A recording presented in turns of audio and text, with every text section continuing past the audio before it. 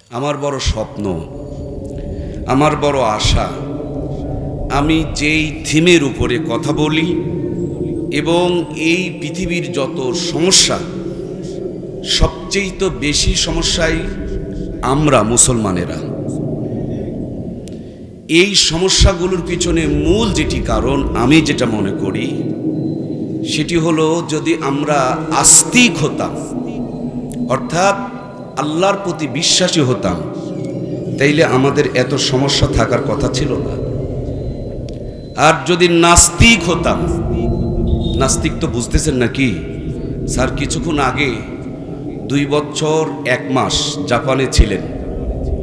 জাপানের কিছু ছোট্ট হলেও একটা পরিবেশের কথা বলেছেন যে রাস্তার পথে কোনো ঝগড়া গন্ডগোল দেখি নাই।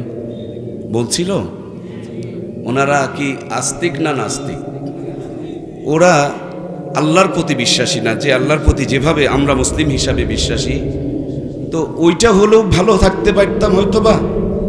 আর যদি আল্লাহর প্রতি বিশ্বাসী হইতাম তাও তো ভালো থাকতে পারতাম, কিন্তু আমরা পড়ে গেছি মাঝখানে। এই কারণে আমাদের সমস্যার কোনো শেষ হচ্ছে না। আমি যে কি পরিমাণ আমার কলিজাটা ঠান্ডা হইছে, আমি আগের থেকে, স্যার পাশে বসে আছেন, ইসলাম এভাবে কাউকে কাছে রেখে তার প্রশংসা করা সুন্দর মনে করে না, তবু আমার দিলের তামান্না বাংলাদেশের 64টা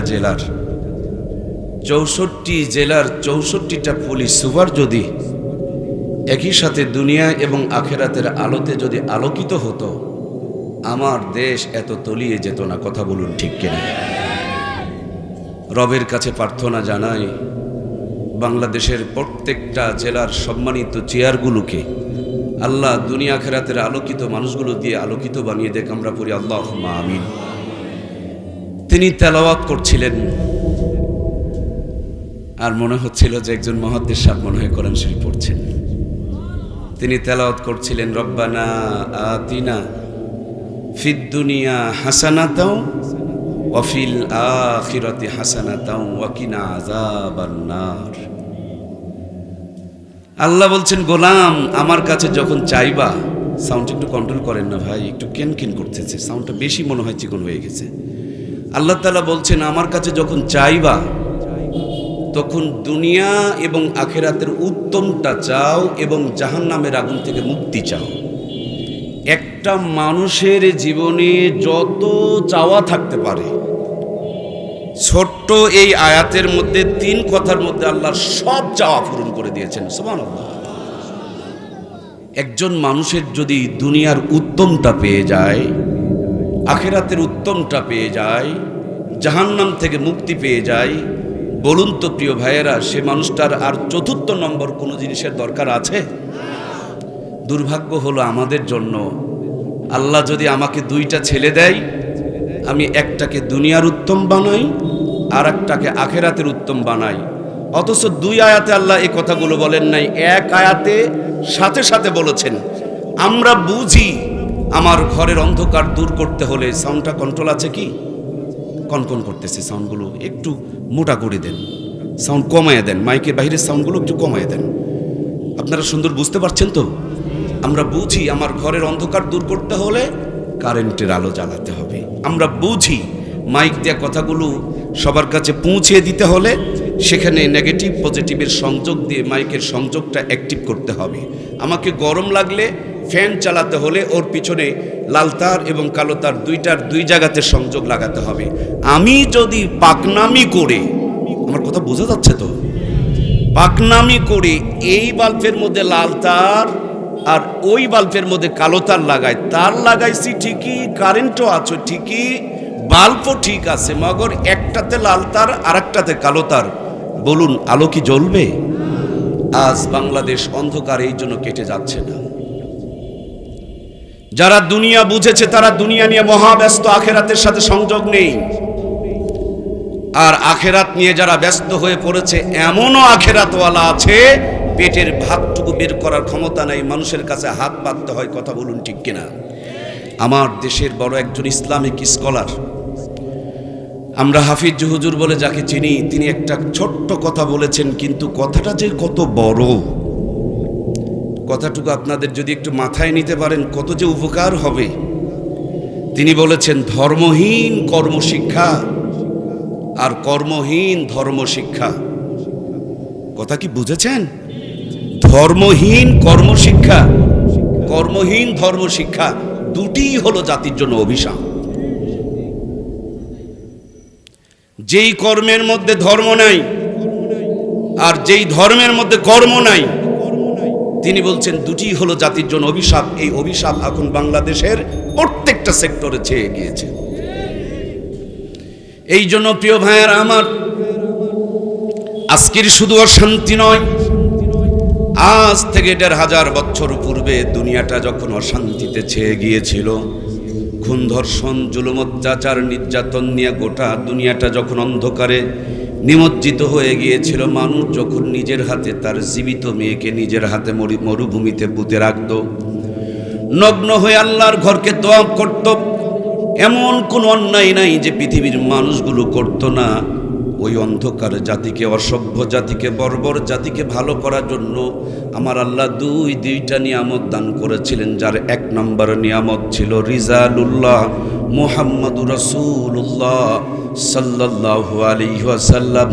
নবী দুনিয়াতে আসলেন একদিন দুই দিন নয়, 40 বছর পর্যন্ত নবী আমার দুনিয়ার মানুষের শান্তির জন্য চিন্তা, প্ল্যান, পরিকল্পনা, ফিকির করলেন।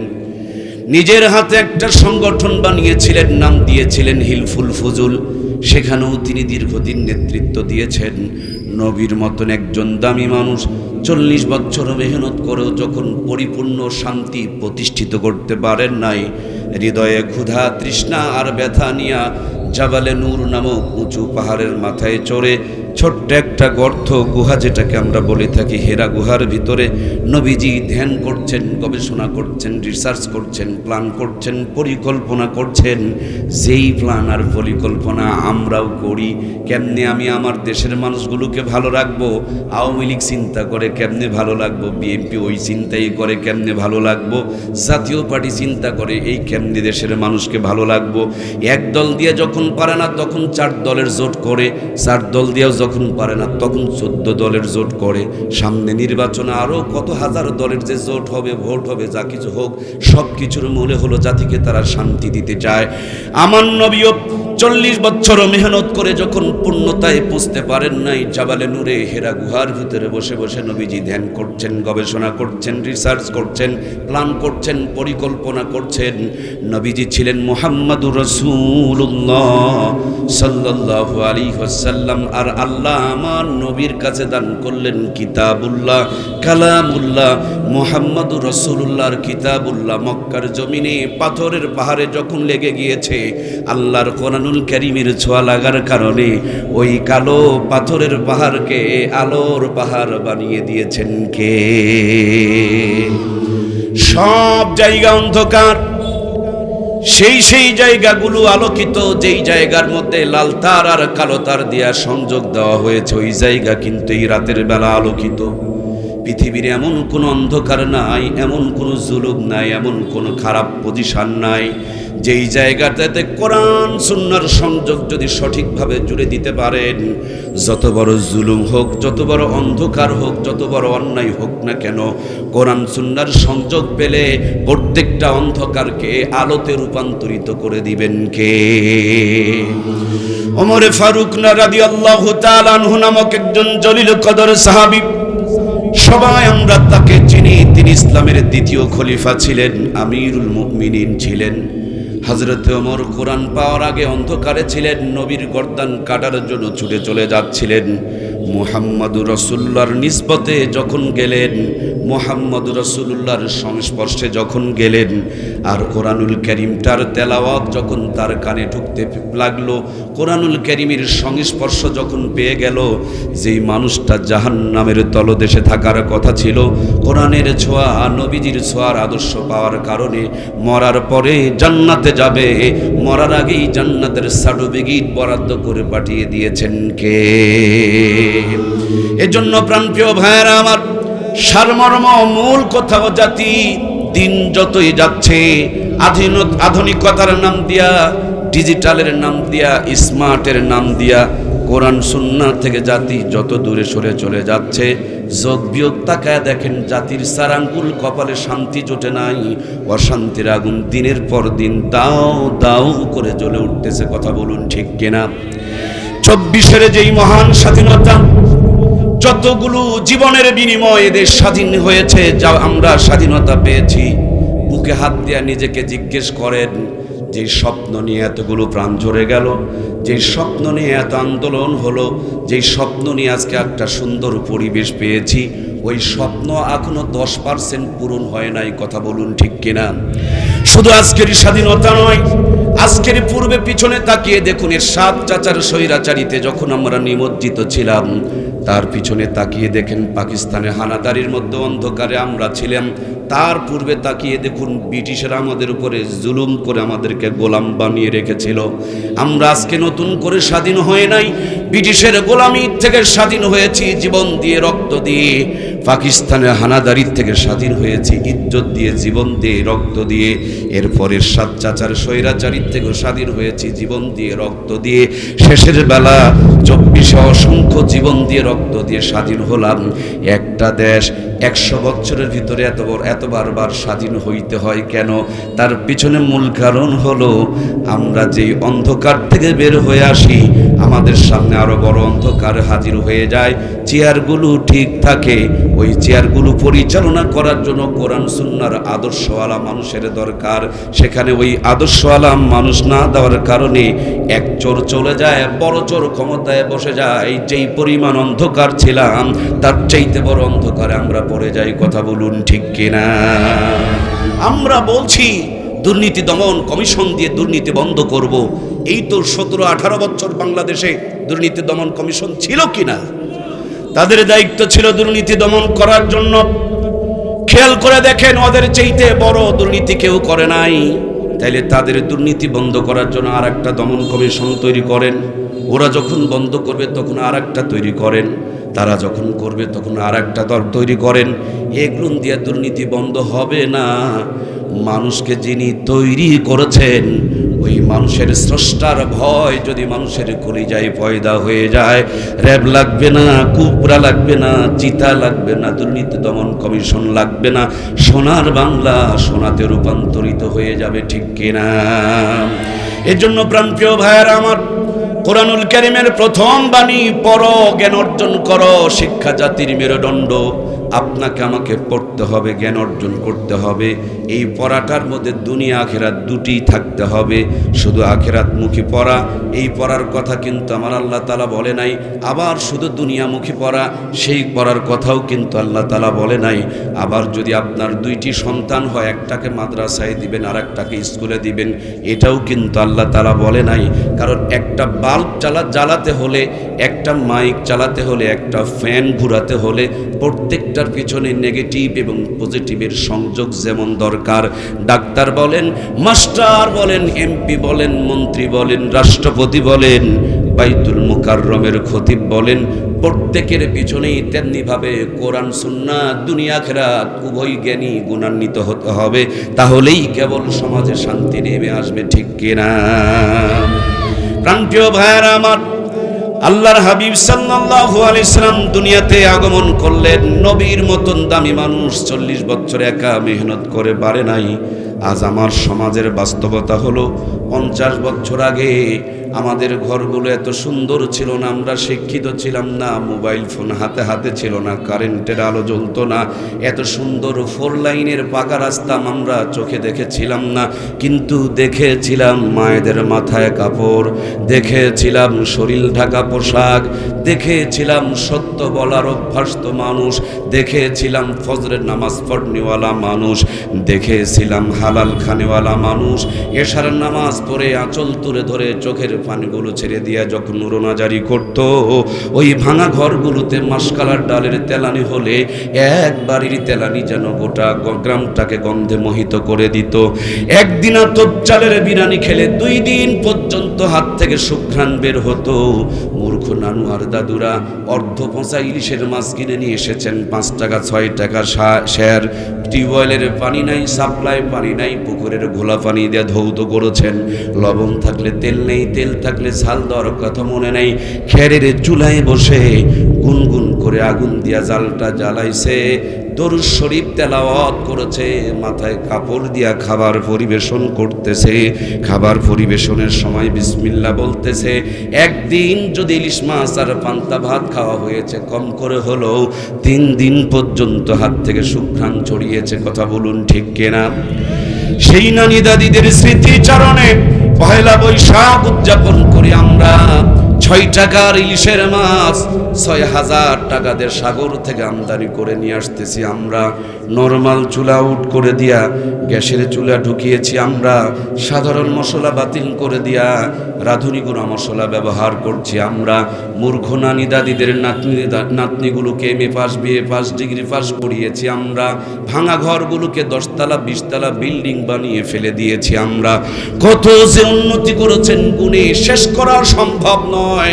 6000 টাকার কেজি ইলিশের মাছ রাঁধুনি গুঁড়া মশলা দিয়া গ্যাসের চুলায় বসে ডিগ্রি পাস বউ রকমারি কায়দায় রান্না করে। রান্নার পর খাবার সময় নাকে নিয়ে চেক করতে হয় ইলিশ না সিলভার কাপ। কথা বলুন ঠিক কিনা? আগে কি সুন্দর দিন কাটাইতাম আমরা, আগে কি সুন্দর দিন কাটাইতাম। ফজর যখন হইতো মুয়াজ্জিন আযান দিত, মধুর আযান শুনে বিছানা ছাড়িতাম আমরা। মধুর আযান শুনে ঘুম ছাড়িতাম। যতই থাকুক কাম আগে নামাজ পড়িতাম, হাজার থাকুক কাম আগে নামাজ পড়িতাম। নামাজ পড়িয়া তেলাওয়াত করিতাম আমরা, নামাজ পড়িয়া জিকির করিতাম। আগে কি সুন্দর দিন কাটাইতাম আমরা, আগে কি সুন্দর দিন কাটাইতাম। জোরে বলুন মারহাবা। ভাইয়ের আমার একটু মন লাগান। এই তো মাত্র 50 বছর আগে যখন নানু আর দাদুরা অসুস্থ হয়েছেন, এত ডাক্তার, ডিসপেন্সারি, ঔষধ ছিল না। গাছের থেকে নিমের পাতা পেরে নিয়ে 2 গ্লাস রস বানায়া ঢক ঢক করে মেরে দিয়েছে। পায়ে হেঁটে নওগাঁ গিয়েছে, বগুড়া গিয়েছে, দিনাজপুর গিয়েছে। 18টার সন্তানের বাবা হওয়ার যোগ্যতা রেখেছে। টনটনা 150 বছর বেঁচে থেকেছে। কথা কি বোঝা যাচ্ছে? আমরা স্মার্ট, ডিজিটাল আর আপডেট হওয়ার পর নানু দাদুরা 150 বছর বাঁচত, আমরা তো এখন 300 বছর বাঁচি। কেউ জয়পুরহাটের ভাইরা, কথা কি বোঝা যাচ্ছে না? আমরা কি 300 বছর বাঁচি? ওই উন্নতি আর মহা উন্নতি, উন্নতির জোয়ার বইতেছে, কিন্তু ইলিশ মাছের স্বাদ হারালো কোথায়? আতপ চালের বিরিয়ানির মজা গেল কোথায়? নানু আর দাদুরা 18 সন্তানের বাপ হতে পারতো। আমি কেন একটা সন্তানের মুখ থেকে আব্বা ডাক আমার কপালে জোটে না? নিমের পাতার রস খেয়ে যদি তারা 150 বছর বেঁচে থাকে, আমি কেন অ্যান্টিবায়োটিক খেয়ে 50 বছর সুস্থ থাকতে পারি না? আমি ছোট্ট মানুষ, গবেষণা করে রিসার্চ করে যেটুকু খুঁজে পেয়েছি, তাদের কাছে ছিল কোরআন সুন্নাহর সংযোগ। জীবনটা রহমত আর বরকত দিয়েছিল ভরপুর। আমরা কোরআন সুন্নাহ থেকে দূরে সরে চলে গিয়েছি, আযাব গজব দিয়ে আমাদের জীবন পরিপূর্ণ হয়ে যাচ্ছে। কথা বলুন ঠিক কিনা? এজন্য প্রাণপ্রিয় ভাইয়েরা, কোরআন সুন্নাহর সংস্পর্শে থাকতে হবে, কোরআন সুন্নাহর আদর্শ দিয়ে জীবনকে পরিচালিত করতে হবে। সম্মানিত প্রাণপ্রিয় মায়েরা আমার, শুধু আপনাদের জন্য একটা মেসেজ দিয়ে যেতে চাই। 50 বছর আগে নানি দাদির বিয়ে হয়েছে। হাফ প্যান্ট পরা নানি দাদিকে নানু দাদুরা বিয়ে করেছে। ওই সময়কার 500 টাকা নগদ পণ দিয়ে নানি দাদিকে বিয়ে করেছে। ওই নানি দাদির পেটে 12টা 18টা জন্ম নিয়েছে। যেই জামানার 500 টাকা দিয়ে জয়পুরহাটে 5 বিঘা জমি কিনে পাওয়া গেছে। 5 বিঘা জমির মূল্য দেয়া যেই নানি দাদির বিয়ে করা হলো, বিয়ে দেওয়া হলো, তারা কিন্তু প্রধানমন্ত্রীর আত্মীয় স্বজন ছিল না। কোনো চেয়ার তাদের দখলে ছিল না। দখলে ছিল কোরআন সুন্নাহ, দখলে ছিল জায়নামাজ, দখলে ছিল তসবিহ, দখলে ছিল কোরআনের তেলাওয়াত। রাত যখন 8টা বেজে যেত, সংসারের কাজগুলো সেরে ফেলে দিয়া তারা কোরআনুল কারীম তেলাওয়াত করত, আঁচল তুলে ধরে আল্লাহর কাছে ফরিয়াদ করত। আর এই 50 বছরের ব্যবধানে ভাঙা ঘর বড় বিল্ডিং হয়েছে, জায়নামাজ বিদায় করে সোফা সেট আমদানি করেছে, হাতের তসবিহ ফেলে দিয়া রিমোট টিপতে টিপতে রিমোটের বাটন পর্যন্ত খোয়াই দিয়েছে। এশার আজান হলে তাদেরকে জায়নামাজে পাওয়া যেত, আর এখন এশার নামাজ হলে এদেরকে সোফা সেটে পাওয়া যায়। এশার নামাজের পর তাদের হাতে তসবিহ পাওয়া যেত, আর এদের হাতে রিমোট টিপতে টিপতে রিমোটের বাটনগুলোকে তারা খোয়ায় দেয়। হিন্দুরা মন্দির থেকে উলু উলু ধ্বনি দেয়, আর মুসলমানের ঘর থেকে হিন্দুদের মন্দিরের আওয়াজ বের হয়। শুধু নামে মুসলমান রেখেছি, ভিতরে কোনো মুসলমানিত্ব নাই। কথা বলুন ঠিক কিনা? এজন্য প্রিয় ভাইয়েরা আমার, ঘর, সমাজ, পরিবার প্রত্যেকটা জিনিসকে নবীর সুন্নতের আদর্শ দিয়ে সাজাতে হবে। আমি আপনাদের খেদমতে পবিত্র কোরআনুল কারীমের ভিতর থেকে নবীর মহব্বত আর ভালোবাসার উপরে ছোট্ট করে একটা আয়াতে কারিমা তেলাওয়াত করেছি।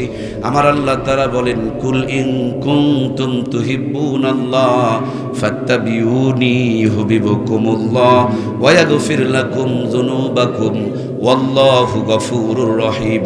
আল্লাহ বলেন, নবীজি গো, দুনিয়ার মানুষগুলোকে জানায় দিও, তারা দুনিয়াতে আসার পর আমার নিয়ামতগুলো যখন দেখবে, অটোমেটিকলি তাদের কলিজার মধ্যে আমি আল্লাহর প্রেম জমা হয়ে যাবে, ভালোবাসা জমা হয়ে যাবে। সুবহানাল্লাহ। এই দুনিয়াতে যত নিয়ামত পেয়েছি, নিয়ামতগুলো দান করেছেন কে? এখনো যে বসে বসে অক্সিজেন গ্রহণ করতেছি, এক ঘন্টায় নরমাল যে অক্সিজেনটা গ্রহণ করা হয় তার দাম নিম্ন হলেও 100 টাকা। আমরা কাছের মানুষ, তারপরও মাহফিলে যখন আসতেছিলাম, গেটের মধ্যে কিছু ভাই আমাদেরকে রিসিভ করার জন্য অপেক্ষায় রয়েছিলেন। আমার কলিজার টুকরা প্রাণপ্রিয় ভাইয়েরা, আপনাকে রিসিভ করে জান্নাতে নেওয়ার জন্য, আপনাকে সাথে করে নিয়ে জান্নাত উদ্বোধন করবেন, তার জন্য মহামানব মুহাম্মদুর রাসূলুল্লাহ সাল্লাল্লাহু আলাইহি ওয়াসাল্লাম ১৫০০ বছর পূর্ব থেকে অপেক্ষায় রয়েছে। উম্মত, সুন্নাতগুলোকে জিন্দা করো, উম্মত, সুন্নাতগুলোকে জিন্দা করো। আমি নবী তোমাদেরকে সাথে করে নিয়ে আল্লাহর জান্নাত উদ্বোধন করব। সুবহানাল্লাহ। নবীজির ওয়াফাতের পূর্বক্ষণে জিবরাইল আমিন এসে বলছেন, ইয়া রাসূলুল্লাহ, আপনার বিদায়ের পর আপনার দেহ মুবারক আল্লাহ তাআলা আরশ আযমের কাছে রাখতে চাই, এই ব্যাপারে আপনার পরামর্শ কি? আল্লাহর হাবিব বললেন, আমার আল্লাহর কাছে দূর কাজ কিছুই নাই। প্লেটের মধ্যে যদি ভাত থাকে, কোনটা দূরে কোনটা কাছে, এটা কি আমাদের কাছে মনে হয়? তেমনি আমার আল্লাহর কাছে আমার উম্মতের সঙ্গে মদিনা রওজাতে থাকবো, আমার উম্মতকে সাথে করে নিয়ে আল্লাহর জান্নাত উদ্বোধন করব।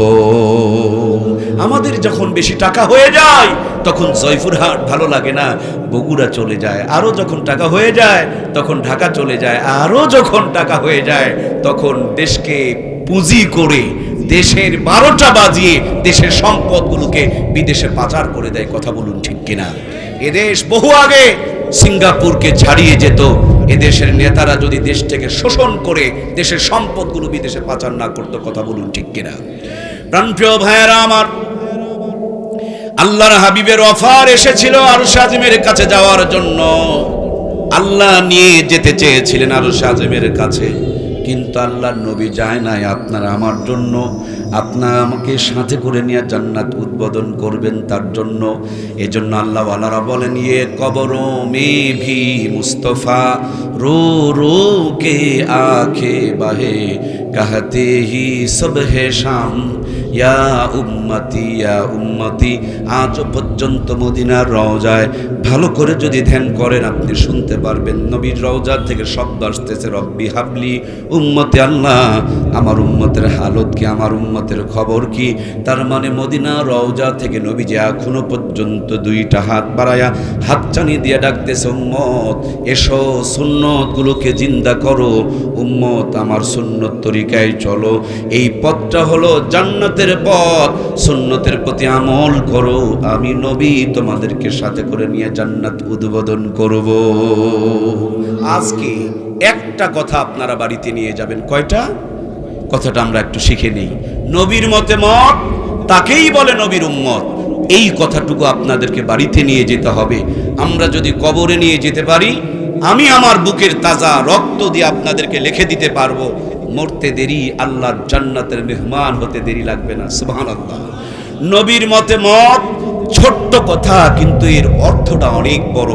এখনো দেখবেন জয়পুরহাটে কিছু কাপড়ের দোকান খোলা আছে, গিয়ে দেখবেন যদি আমি 2 গজ 3 গজ কাপড় নিতে চাই, হঠাৎ করে দেখবেন একটা লাঠি বের করবে, আপনাকে মারার জন্য না, আপনি ভয় পাওয়ার কিছু নেই, লাঠিটা দিয়ে কাপড় মেপে দিবে।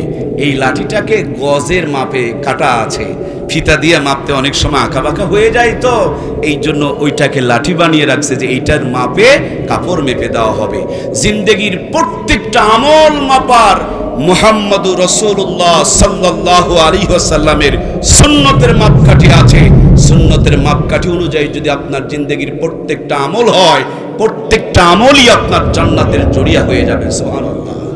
এজন্য প্রিয় ভাইয়েরা, কোনো দোকানদার কিনেছেন 1 গজ, আপনাকে যদি দেয় 1.5 গজ, বলুন তো দেখি তার কি ব্যবসা চলবে? আবার কোনো দোকানের কাছে কিনেছেন 1 গজ, তিনি যদি কম দেয়, ওই চোরের কাছে কি যাওয়া যাবে? তাহলে যিনি সঠিক দেয় তার ব্যবসা চলবে, তার কাছে যাওয়া যাবে। বাড়াবাড়ি করে লাল শালুকের কাপড় পরে গাঁজা খেয়ে ভণ্ডামি করে যারা অতিরিক্ত বাড়াবাড়ি করে, এদের ভণ্ডামি আল্লাহর কাছে গ্রহণ হবে না। আর নবীর উম্মত দাবি করে সুন্নতের পরিপন্থী যারা চলাফেরা করে, তাদেরটাও আল্লাহর কাছে গ্র্যান্ট হবে না। জিন্দেগির প্রত্যেকটা আমল কবুল হওয়ার শর্ত হলো সেটা যেন নবীজির সুন্নতের মাপকাঠি অনুযায়ী হয়।